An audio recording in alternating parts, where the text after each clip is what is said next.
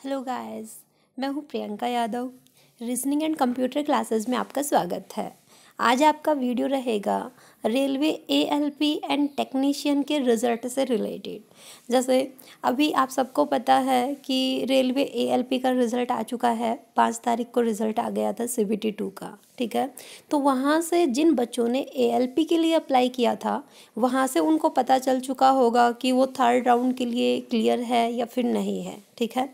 तो यदि अब बच्चे कंफ्यूज कहाँ है कि यदि उनने एएलपी के लिए अप्लाई किया और वो 3rd राउंड के लिए फिजिबल है, अगर वो 3rd राउंड क्लियर नहीं कर पाए तो उनका क्या होगा। या फिर मान लीजिए उनका 3rd राउंड का मतलब है साइको टेस्ट यदि क्लियर हो जाता है लेकिन उनका मेडिकल स्टैंडर्ड फिट नहीं बैठता तो फिर क्या होगा। तो ये वीडियो उन्हीं क्वेश्चंस का आंसर देने के लिए बनाई गई है, ठीक है।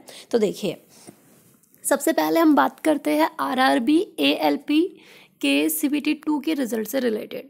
अब आरआरबी एएलपी CBT 2 का रिज़ल्ट आ चुका है। अब किन बच्चों को साइको देना चाहिए और किन को साइको नहीं देना चाहिए, क्योंकि अब बच्चों की प्रॉब्लम क्या है, उनको डर है कि अगर हम साइको में रह गए तो कुछ ऑलमोस्ट काफ़ी बच्चों की ये प्रॉब्लम है कि उनका मेडिकल जो स्टैंडर्ड A1 जो मांगा है वो उनका फिट नहीं बैठता, इसलिए वो कंफ्यूज हो रहे कि अब क्या किया जाए, ठीक है।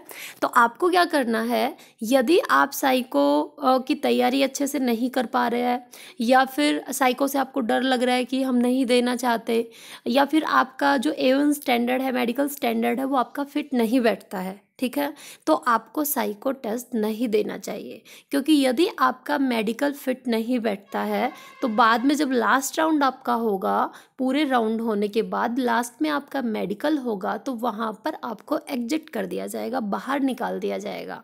तो इससे अच्छा है, अब बच्चों का कन्फ्यूजन क्या है कि यदि हम साइको ना दे तो क्या हमारा टेक्नीशियन में हो जाएगा और टेक्नीशियन का रिजल्ट कब आएगा, ठीक है।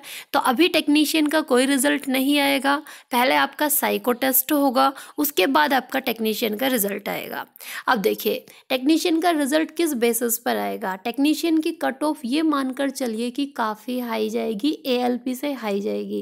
क्यों जाएगी, क्योंकि एएलपी के अंदर जो स्टूडेंट्स लिए गए हैं वो लिए गए हैं 8 गुना, जो साइको टेस्ट के लिए वो 8 गुना बच्चे लिए गए हैं। तब भी आपकी कट ऑफ आपके सामने है 52, 54, 65 के आसपास कट ऑफ गई है CBT 2 के। अब हम बात करते हैं टेक्नीशियन की, तो टेक्नीशियन के अंदर ओनली 1.5 मतलब 1.5 गुना बच्चा लिया जाएगा, ठीक है। ज़्यादा बच्चे नहीं लिए जाएंगे, इसलिए इसकी कट ऑफ ज़्यादा जाएगी और वैकेंसी भी इतनी जोन वाइज अगर देखा जाए तो ज़्यादा वैकेंसी भी नहीं है, तो उस अकॉर्डिंग ही आपकी कट ऑफ जाएगी। अब यदि आपका एएलपी साइको के अंदर आपका क्लियर है, साइको राउंड आप दे सकते हैं, लेकिन आप मेडिकली फिट नहीं बैठते हैं तो साइको आपको नहीं देना चाहिए।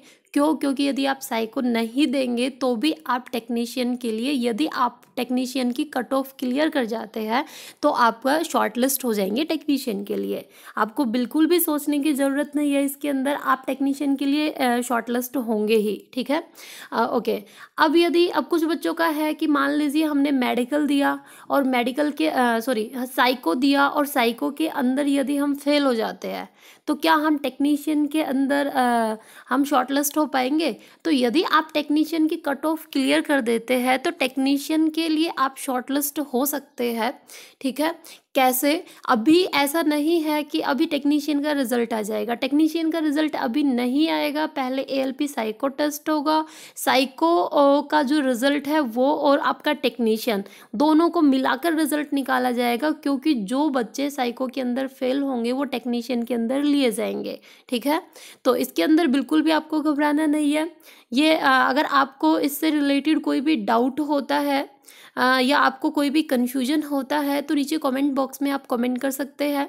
ये डाउट काफ़ी बच्चों का रहा है, मेरे वीडियो के नीचे काफ़ी बच्चों का कमेंट आया है कि हम मेडिकली फिट नहीं बैठते तो हमें क्या करना चाहिए, तो ये वीडियो उनसे रिलेटेड थी, ठीक है। अभी भी यदि कोई भी आपको डाउट होता है तो नीचे कमेंट बॉक्स में आप कमेंट कर सकते हैं। Okay, thank you friends.